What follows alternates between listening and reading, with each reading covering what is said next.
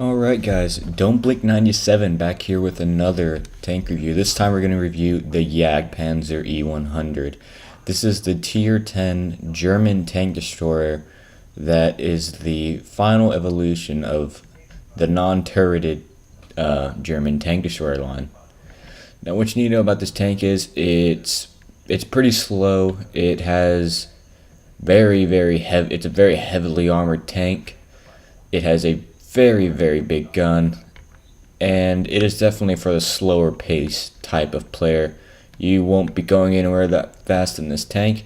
You will not be shooting that much in this tank due to its low rate of fire, but you will be hitting like a freight train every time you do. Now if this sounds like the sort of tank for you, stick around and hopefully I can give you some tips and tricks, and you'll get to see some gameplay of this tank. And if this is not a tank for you, I will show you all of its weak spots and how to easily exploit one of these things. Alright, well, let's hop into the stats. First off, this has the second biggest gun mounted on a tank, not counting artillery. So right here we have the 17cm Pak 46. This is a 170mm cannon, fires 2.33 rounds a minute out of the box with 299mm of penetration and 420 with your heat ammo. Just those two numbers alone should tell you pretty much anything you shoot at is pretty much going to go through, unless you manage just to waft the shot.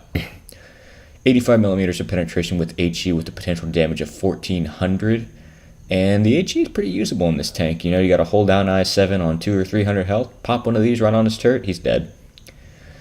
And the average damage for the normal shells are 1050. This tank can roll upwards of 1200, but can also roll under 800, which means, you know, RNG can definitely take its toll on this tank. It has a very powerful engine at 1200 horsepower, the Maybach Nusis Project. This is the same engine that's on the E100.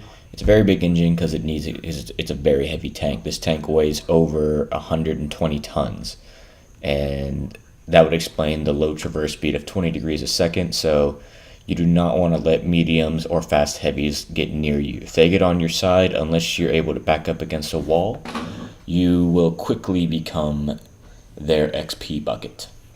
It has a standard 400 meters view range. Yeah, the aim time on the gun is, it's okay for the caliber, 2.7 seconds.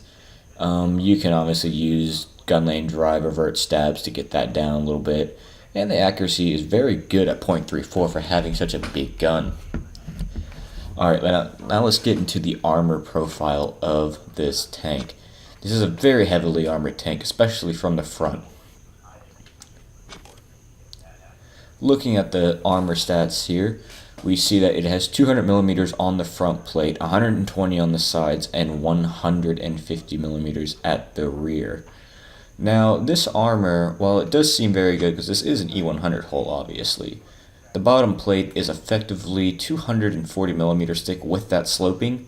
So obviously, you know, tier 10 tanks will be able to take advantage of that. Tier 10 mediums, tanks like and heavy tanks like the T110E5, T115B, they're going to snipe right in there, and because this tank is front-engined, it is prone to engine damage, transmission damage, which then leads to fires. So in your crew, you definitely want to have, if you're not carrying a fire extinguisher, have the firefighting perk, or you will quickly find yourself in a hole. By that, yeah.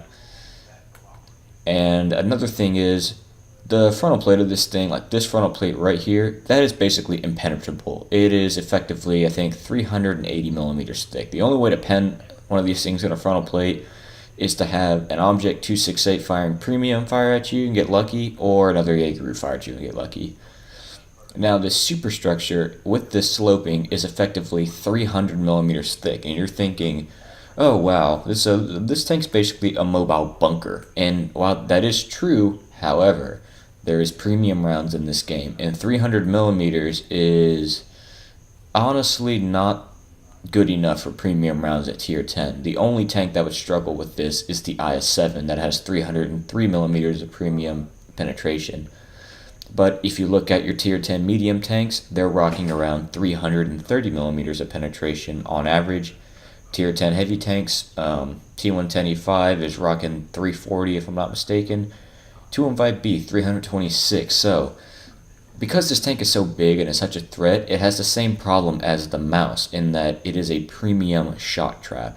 They will shoot this superstructure, and if you're not angling, let's say even like this, you will get penetrated. And even sometimes when you angle like this, you'll still get penetrated because some premium rounds are just too strong. Another weak spot is the machine gun cupola on the top. I think that's 150 millimeters thick effectively, or maybe 180. But at tier 10, 150, 180, if you hit it flush right on the machine gun, or even a little bit offset either side, you're going to penetrate this tank. And another thing is, the top of the tank is not very well armored either. If you are in a big artillery like an M53 and you have a nice AP shell loaded and you hit it in the front of the engine deck, you are losing all of your health and your engine is either going to catch on fire or get knocked out completely.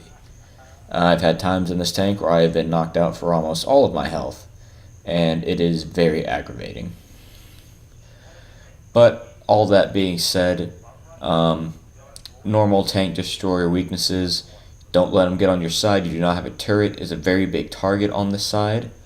Ammo rack obviously lies on the side of the tank, kind of near where the 1 and those little almost blankets are.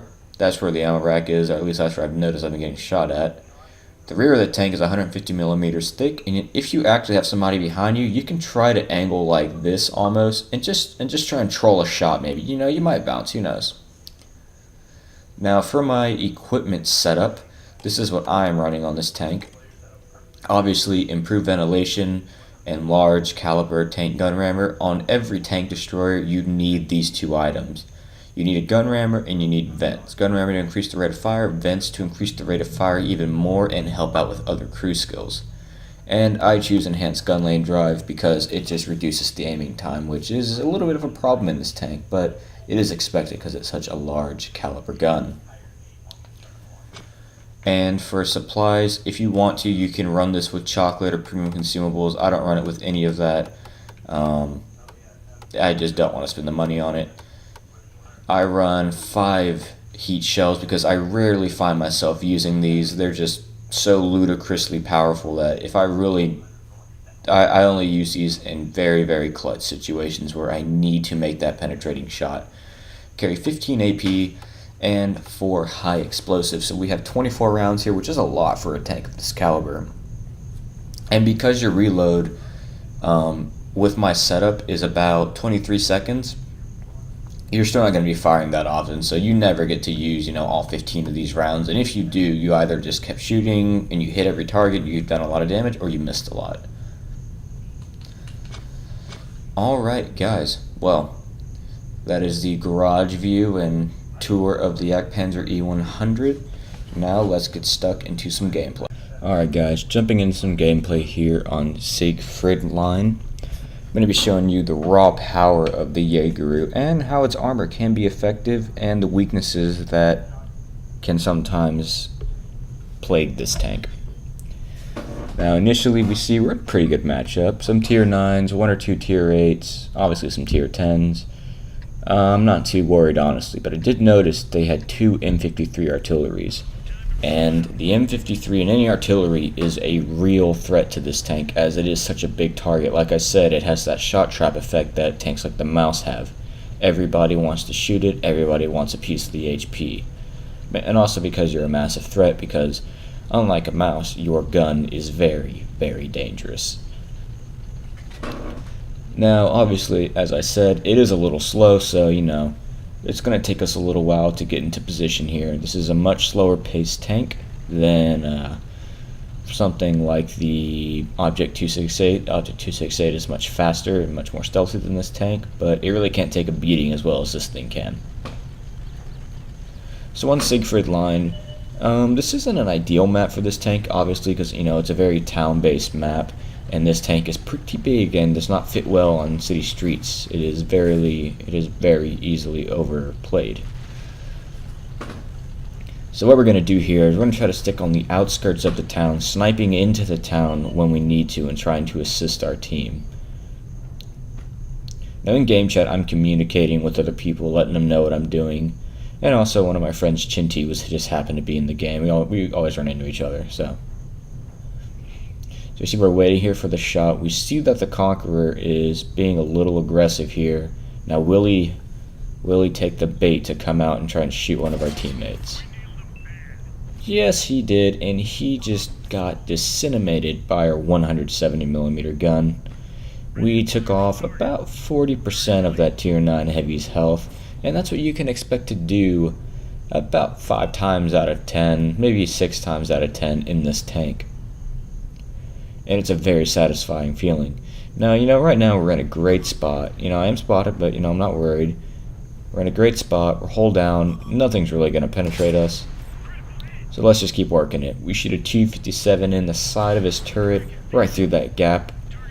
And then already hits us. And that's when I start to realize maybe I should move. But, I tested my luck a little bit here. I tested my luck.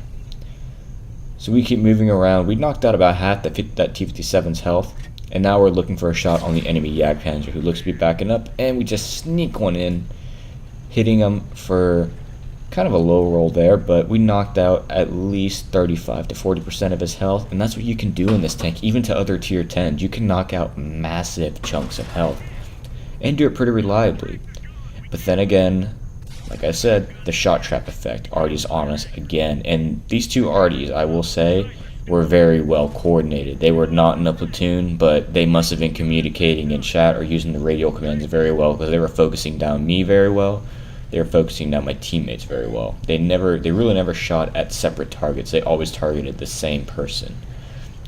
So after that, I immediately decide I need to move forward. I need to get all these buildings in between me and the enemy artillery, and I need to try to stay as safe as possible.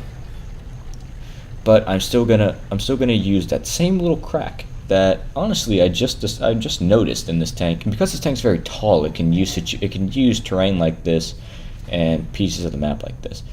Jaeger's poking out his bottom plate, and that's a mistake. We hit him from over 1,000 damage, taking out about 50% of his health and leaving him on a scab of health. Now we're just, moving around a little bit. Don't want to stay still for artillery. Backing up, looking for another shot. And that is when Artie misses us again. Still lining up for another shot, still waiting. And it's at this point where I'm thinking, should I go into the town? What should I do here? Should I try to help out in town? But then I remember, if you go in the town, you're going to get outplayed, you're going to get flanked, you do not have a turret, I'm not a maneuverable tank, and also I forgot about the Artie again, which will poke its head in very soon.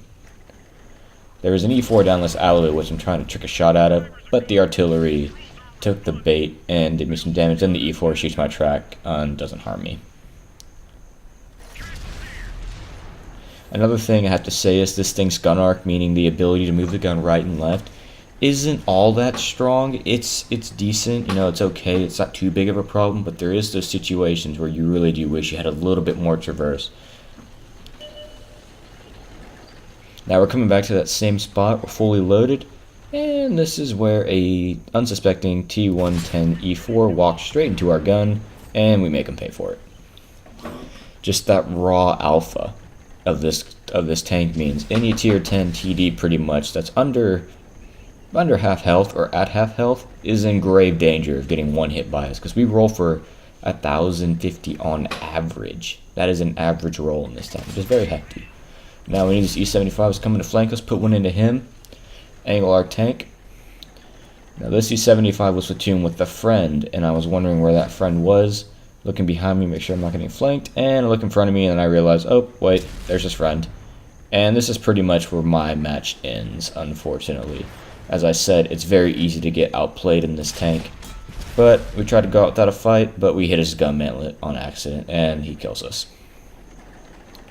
But in the end, we did end up doing a victory run in this tank. The last guys alive happened to be in a platoon, so they were all communicating very well. And they ended up just clutching it for us. Base captured, which was a good move, by the way, for these guys.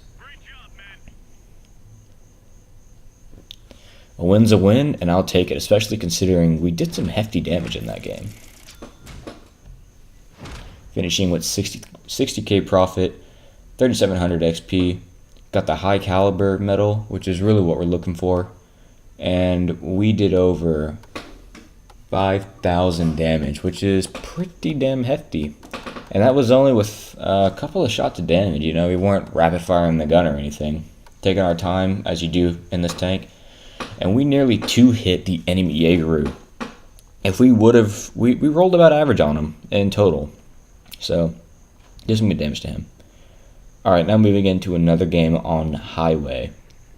These games, in the Jaegeru, usually I'm just showing you guys good games to, I guess, better games. Because to really clutch in the Jaegeru, you have to have teammates around you. Because like I said, this tank is very easily outplayed. This is not really a tank you can clutch in because it's so lumbering and big. That being said, though, every tank has its moment, so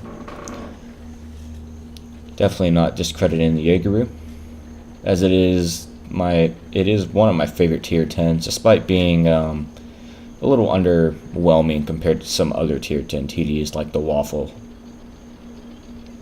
But this was my first tier 10, so I've had a lot of experience in it, and you know, I do recommend it. The line leading up to this is very enjoyable. There's not really any weak spots in the line. The Jagdpanzer 4 at tier 6 is a bit of a weak spot, but the Jagdpanther is great. The Jagdpanther 2 is great. The Jagdtiger is pretty amazing, and this thing is quite fun to play. So we realize we're in a very top tier matchup, and this is where our armor can start really coming into play. So immediately, we're heading straight into the town. Now, depending on the matchup, I might not do this, or I might stay in the very back of the town, but here, I definitely want to move forward, play aggressively. I have a lot of armor, and I have a very big gun, and I can really scar some tier 8 and 9s. If you shoot any tier 8 with this gun, if it's a tier 8 medium, you're taking out a lot of his health. So that's one upside to this tank.